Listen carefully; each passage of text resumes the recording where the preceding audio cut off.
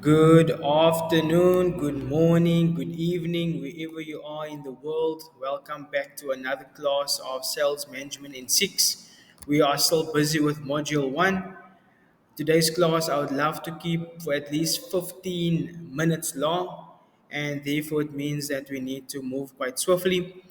I hope you've all gone over your past revision of the slides and videos before this.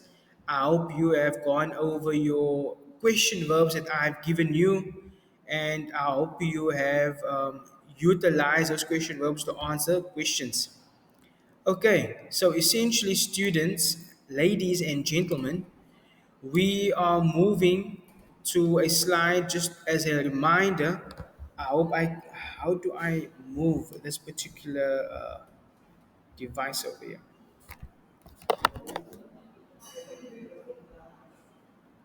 Let's check.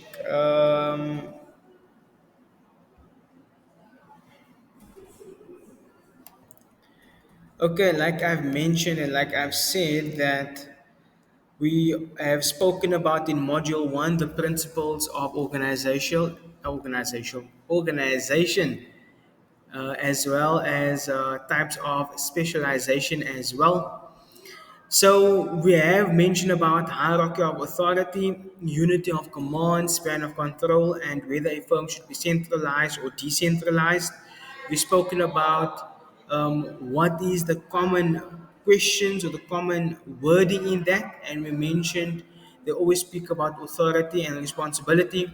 They're always talking about an immediate person. They're also talking about a supervisor and what do they possess and what should they have in order to take up this principal role of this particular wording in the organization. Then we also looked at types of specialization. We have discussed geographical specialization as well as we have discussed product and service specialization.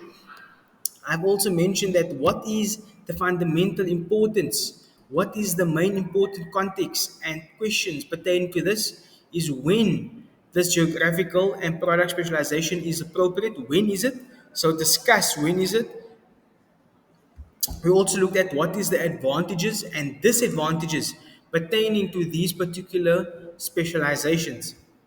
And let's go into them so we can move on to the next principle and to the next specialization.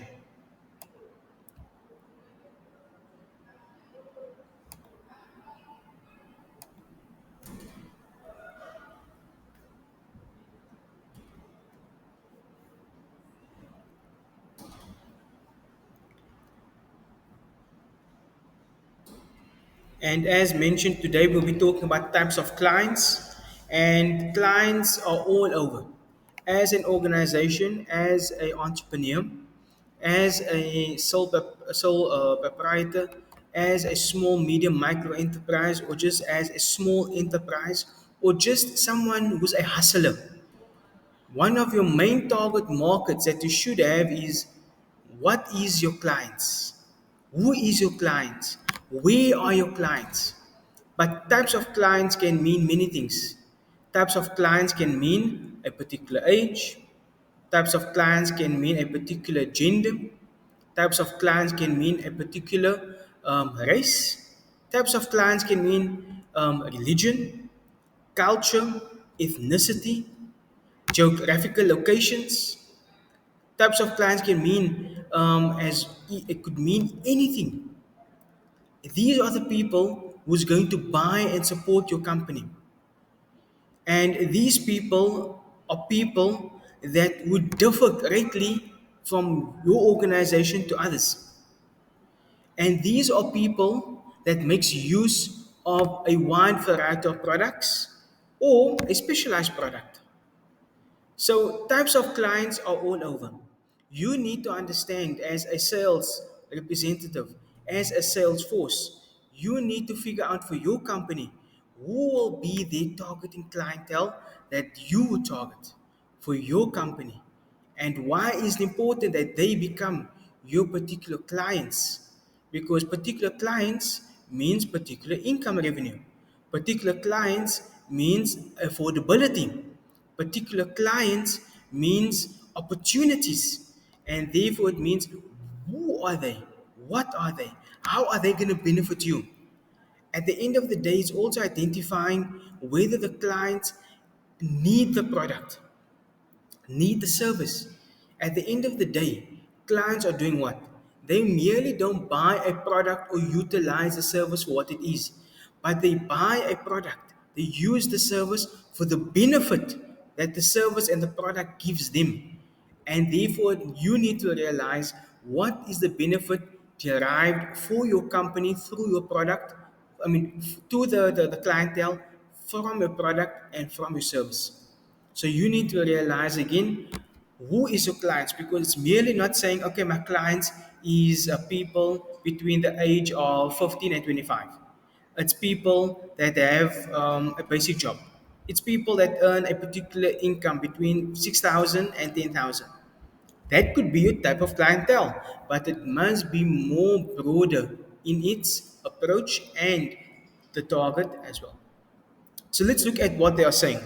Type of client specialization can be used when when the needs of clients and the products you have differ greatly from one industry to another. That is clients. When the need is there, but the product that you have differs from the need. The needs of the client is that they would like technological equipment that's quite advanced, that is produced in 2024, that has been published to the market in 2025. However, that is the need, but your products that you have is still from when? 2022, 2024, beginning 2024, so it was 2023 as well.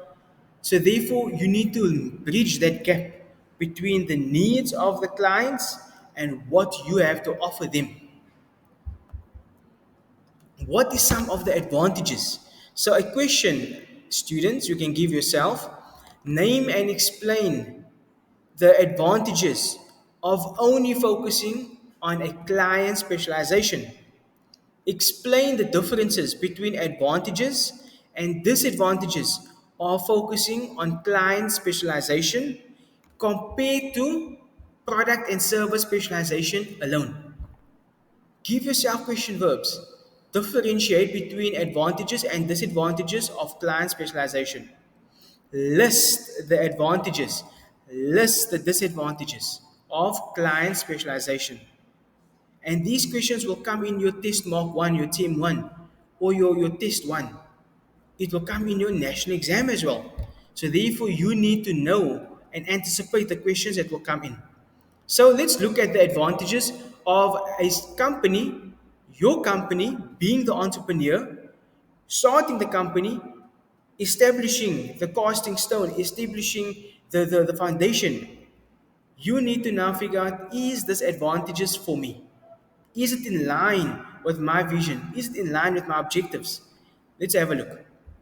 So, the advantage of only focusing on client specialization is that one salesperson can call each client. One salesperson, one Salesforce member in the department can call one client. And this means that myself, I'm going to call client B. And I only call client B. I understand the client's needs. I understand the client's wants. I know who they are. I know the characteristics, the personality. And therefore, when I know the client in the holistic being, based on a client, I develop a client orientated philosophy. I develop the philosophy that I know what the customer wants. I can give them A, B, and C just like that. You give it to them because they know what they want. They know what they want. And therefore it means, as one of my students, and therefore it means that they know what they want. Because the client is within their position. You know what your client wants. You are closely connected to your client. So, this is consistent with the client oriented philosophy when one person calls one client. It goes on to say that the sales focus on clients' needs. They can build on a good relationship which is a long term with them, meaning that they can build a long-term relationship with customers because they know the needs of customers. They know what customers want. They know what customers need. They have they can foresee what the client would ask because of that long-term relationship. And one of the advantages, students, ladies and gentlemen, with building long-term relationships with customers, it means you build and you hold on to a retention. What is retention? Retention means that customers will come back over and over and over again. At the end of the business cycle, at the end of the year, clients have started with you and they will end with you. The last one, it says that salespeople can render an exceptional service to clients with whom they have come in contact with on a regular basis and whose needs they know and understand much better. Every single person wants an exceptional service from the service provider, from the service operator, or from the person that is selling them a product.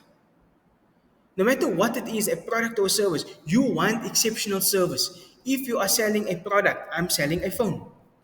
I want the person that's going to sell me the phone to give me an exceptional service by telling me what is the benefits of the phone, what is the features of the phone, what is the comparison between the iPhone 15 and the iPhone 16 and the iPhone 14.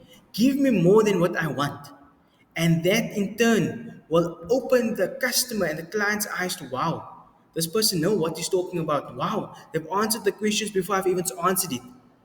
And with that, you build that relationship because you've shown yourself worthy of being a salesperson who knows what they're talking about.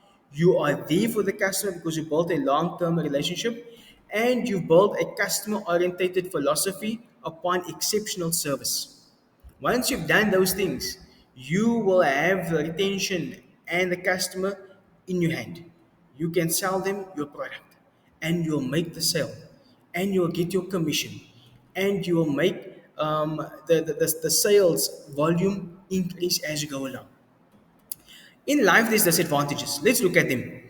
The disadvantage of only focusing on a client oriented philosophy is that, or a client specialization, is that the sales territories tend to overlap. Meaning, your geographical location that you have in location A, let me put them in my hand here, location A and location B, they tend to overlap. You have your salespeople in one location, and therefore it means that the number of salespeople that you have covers the same geographical location, and the sales volume, the sales efforts will not be effective. Why? Because in that location that you have, your clients are in a particular location. Your clients are in the same location. And therefore, it means that your sales force must be in that location alone and they can maximize the efforts in that particular location. But now you have Team B. Team B is here, Team A is here. They're closely connected. What will happen is that customers will have within their mind, yo, these guys are all over. These guys are all over. They actually knowing on every corner of every community. That's how people think. That there's too much of them. Or the opposite could be that hey, it creates a curiosity. Let's check what they have. Yes, I've seen them there, but you know what? I'm gonna give them a go. Let me go check what's happening. What are they offering? That is also an advantage of having sales territories tend to overlap when you have one team and another team together. It creates curiosity. Curiosity. Curiosity. It goes on to say that the following salespeople sells a wide range of sophisticated products. That is something we should understand.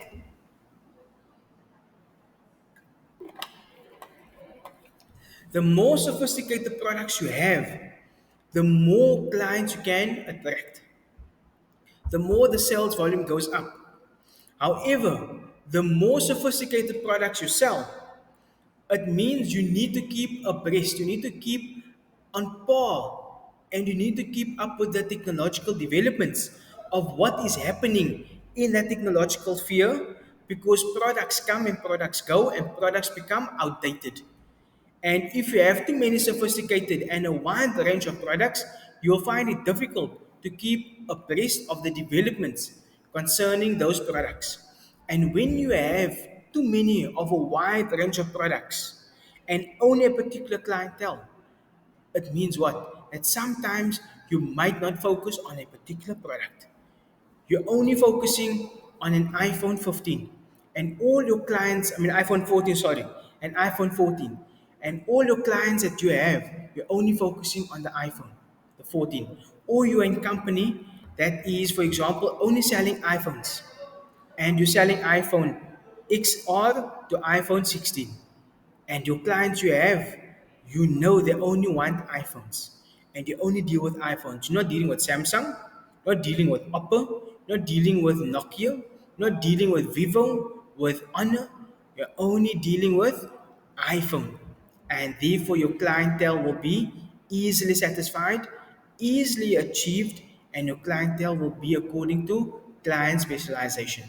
And ladies and gentlemen, this is where we'll call it a day. Though we have two left, however, I'm going to call it a day. Please don't forget to give yourself question verbs, give yourself questions. In our next class, we will have a few questions to discuss and then we will go over them as well with the memo. Okay, all the best for the upcoming TM1. All the best for the June exam that's coming.